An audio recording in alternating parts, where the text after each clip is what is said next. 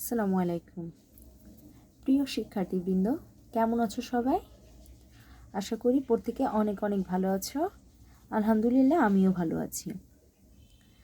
আমি তোমাদের কেয়া মনি মিস, তোমাদের ক্লাস টিচার, পাশাপাশি আমি তোমাদের ইংলিশ টিচারও। তোমাদের সঙ্গে আসলে আমি ইংরেজি বিষয়টি নিয়ে আলোচনা করব। তো শিক্ষার্থীরা, এর আগে তোমাদের সঙ্গে আমার ফার্স্ট একটি লেকচার আসলে হয়েছিল, সেটি হচ্ছে পরিচিতিমূলক।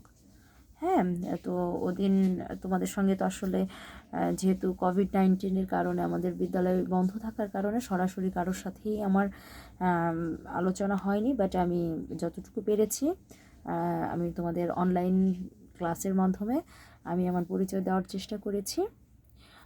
তো ওদিন আসলে আমরা পড়াশোনার ব্যাপারে আলোচনা করিনি, জাস্ট পরিচিতিমূলক একটি ক্লাস দিয়েছিলাম। তো শিক্ষার্থীরা, আজকে আমরা মূল আলোচনায় যাব, অর্থাৎ বুঝতেই পারছো আজকে আমরা পড়াশোনার মধ্যে যাব।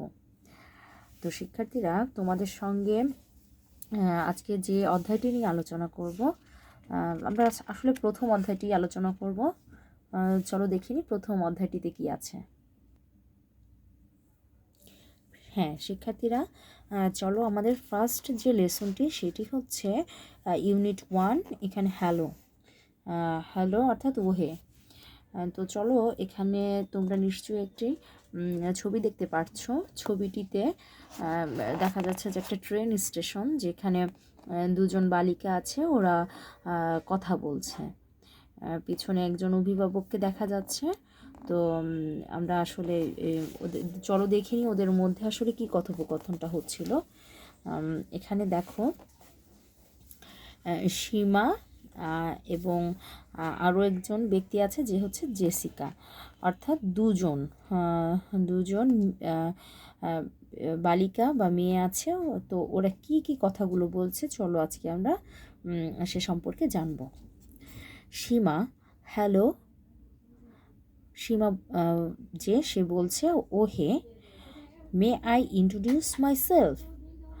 অর্থাৎ এখানে বোঝাচ্ছে আমি কি নিজের পরিচয় দিতে পারি। আই অ্যাম সীমা। আচ্ছা শিক্ষার্থীরা, একটু ফলো করবে। এখানে আই, এরপরে উপরে একটি দেখো ছোট্ট কমা দেওয়া হয়েছে, এরপরে এম। তো এখানে এমটা হয়েছে আসলে এম। আমরা অনেক সময় বলি না যে আই অ্যাম এ স্টুডেন্ট, তো ওখানে এমকে এখানে সংক্ষিপ্ত করার কারণে এখানে একটি কমা দেওয়া হয়েছে, এবং এখানে উচ্চারণটি হবে সীমা, অর্থাৎ আমি হই সীমা। এখানে এর অর্থটা হচ্ছে হই। তো আসলে এখানে হইটা আসলে আমরা উজ্জ্ব রাখতে পারি, অর্থাৎ আড়ালেও রাখতে পারি, যে এটা যে আমরা সবসময় হই কথাটি বলবো সেটা আড়ালও থাকতে পারে। তো সীমা, আমি সীমা, বা আমি বলতে পারি আমি হই সীমা। এর পরের যে কথা বলছে সে হচ্ছে জেসিকা। জেসিকা বলছে হাই, আই অ্যাম জেসিকা, আমি জেসিকা। Seema, where are you going Jessica. Seema বলছে কি, জেসিকা তুমি কোথায় যাচ্ছ।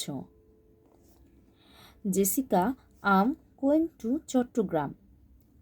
জেসিকা কি বলল? জেসিকা বলছে আমি চট্টগ্রামে যাচ্ছি। I'm on holiday with my father. ছুটিতে আমি আমার বাবার সঙ্গে আছি। অর্থাৎ ওই সময়টাতে কি চলছিল? ছুটি চলছিল, এবং সে ছুটিতে তার বাবার সঙ্গে আছে, অর্থাৎ বাবার সঙ্গে বোঝা যাচ্ছে যে সে বেড়াতে যাচ্ছে বা কোথাও যাচ্ছে। তো এখন দেখো এখানে কি বলছে, সীমা রিয়েলি অর্থ হচ্ছে সত্যি।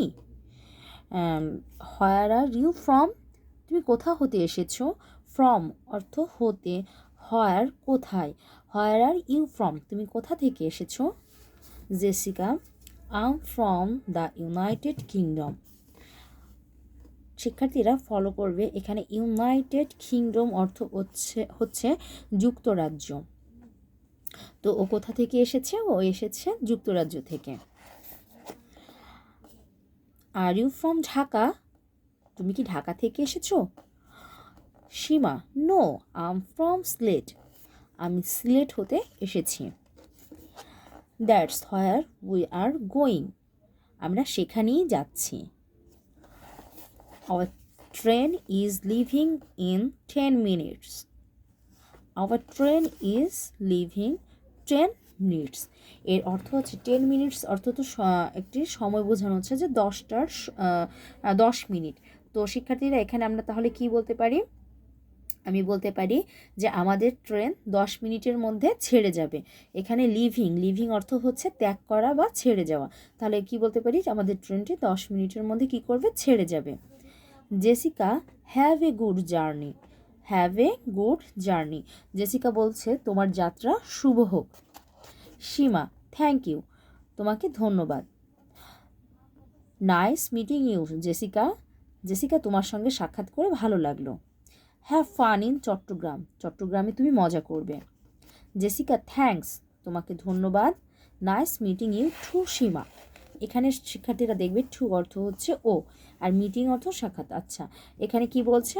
জেসিকাও বলছে তোমার সঙ্গেও সীমা সাক্ষাৎ হয়েও আমার খুব ভালো লাগলো। তো শিক্ষার্থীরা এই ছিল আমাদের আজকের কথোপকথনটি বা ডায়লগটি।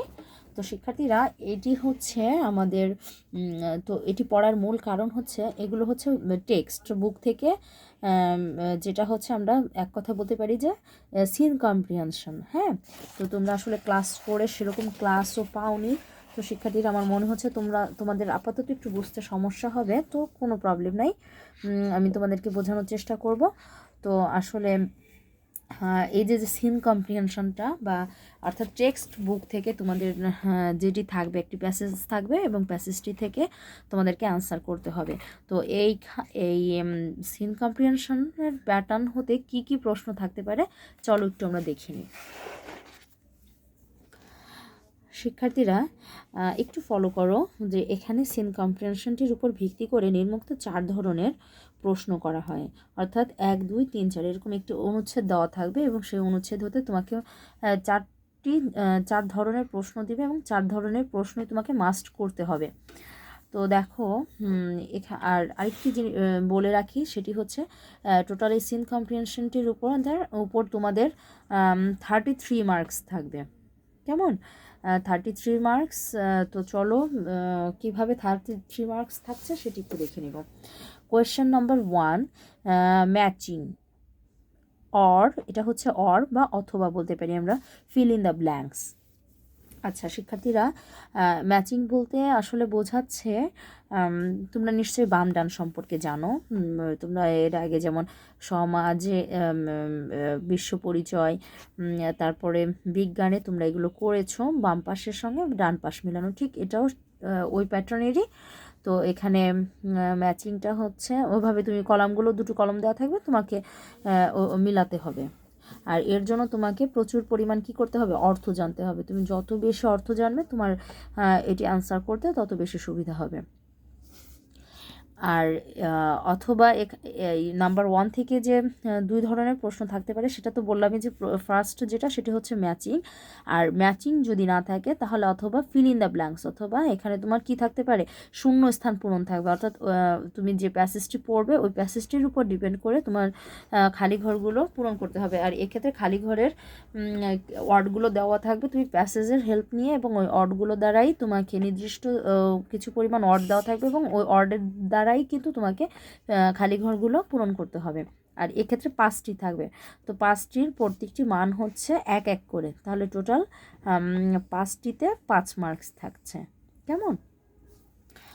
তো এরপরে চলো শিক্ষার্থীরা কোয়েশ্চেন নাম্বার 2 কি থাকতে পারে? 2 নাম্বারে দেখো ট্রু অর ফলস। আসলে ট্রু ফলস বলতে হচ্ছে কি বোঝায়? এখানে সত্য মিথ্যা বোঝায়।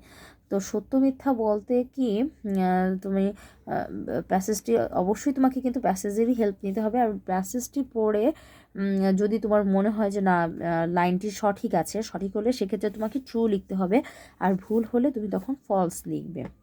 কেমন? আর এক্ষেত্রে তোমার 6টি ট্রু ফলস দেওয়া থাকবে, 6টি প্রত্যেকটিতে 1 করে মান দেওয়া 1 করে থাকবে, তো 6টি বাক্যে 6 থাকবে। কেমন? আচ্ছা, এরপরে চলো শিক্ষার্থীরা কি আছে নাম্বার 3তে আছে আনসারিং কোয়েশ্চন, অর্থাৎ প্রশ্নের উত্তর দেওয়া থাকবে, উত্তর করতে হবে, যেগুলো হচ্ছে তোমাকে এই প্যাসেজেরই আলোকে কিছু প্রশ্ন দেওয়া থাকবে এবং তুমি প্যাসেজের সাহায্য নিয়ে তুমি কিন্তু আনসারগুলো করতে পারবে, কেমন?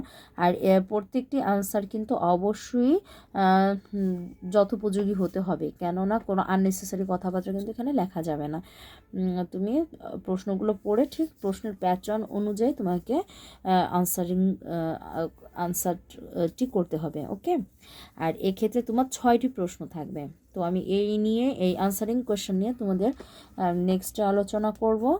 আর আপাতত আমরা জাস্ট তোমাদের একটু ধারণা দিচ্ছি, এই কারণে আমি আসলে এভাবে বলছি। এরপরে প্রত্যেকটি টপিকস থেকে তোমাদের আলাদা করে আমি তোমাদের লেকচার পাঠাবো। তো এখানে মার্কস আছে 12, অর্থাৎ এখানে তুমি 6টা প্রশ্নের আনসার করতে পারলেই তুমি এখানে 12 মার্কস পেয়ে যাবে, ঠিক আছে? এরপরে শিক্ষার্থীরা কোয়েশ্চেন নম্বর 4-এ কী আছে চলো একটু দেখিনি। এখান থেকে হচ্ছে শর্ট কম্পোজিশন। আচ্ছা শিক্ষার্থীরা, শর্ট কম্পোজিশন মানে হচ্ছে অনুচ্ছেদ লেখা, ছোট একটা প্যারাগ্রাফ। আমরা এর আগে যখন ক্লাস করেছিলাম নিশ্চয়ই আমরা প্যারাগ্রাফ সম্পর্কে জানি বা লিখেছি। ঠিক এরকম একটি শর্ট কম্পোজিশন থাকবে, তোমাকে সেটির আনসার করতে হবে। তো শিক্ষার্থীরা, শর্ট কম্পোজিশনটি তুমি আনসার করার ক্ষেত্রে তুমি অবশ্যই তো এগুলো প্রত্যেকটি তুমি প্যাসেজের হেল্প নেবে, এটিও তুমি প্যাসেজেরই হেল্প নেবে। অর্থাৎ এখান থেকে তোমাকে 5টি গুরুত্বপূর্ণ বাক্য তুলে দিলে তবে তুমি এটার আনসার করতে পারবে, বা এটা ফ্রি হ্যান্ডেও তুমি লিখতে পারো, অর্থাৎ ফ্রি রাইটিং। তুমি যথোপযুক্ত বাক্য দ্বারা তোমাকে অনুচ্ছেদটি কমপ্লিট করতে হবে। তবে সেক্ষেত্রে অবশ্যই শিক্ষার্থীরা ফলো করতে হবে যে এখানে যেন ক্যাপিটাল লেটার, স্মল লেটার অর্থাৎ বড় হাতের অক্ষর, ছোট হাতের অক্ষর, যথাযথ পাংচুয়েশন বা বিরাম চিহ্ন, এরপরে সঠিক বাক্য হতে হবে, কেমন? এই এই এই ইয়াগুলো এই টপিকসগুলো তোমার যদি মনে থাকে তাহলে তুমি কারেক্টভাবে একটা অনুচ্ছেদ লিখতে পারবে, কেমন? এগুলো অবশ্যই তোমাদেরকে কী করতে হবে, মেনটেন করতে হবে, কেমন?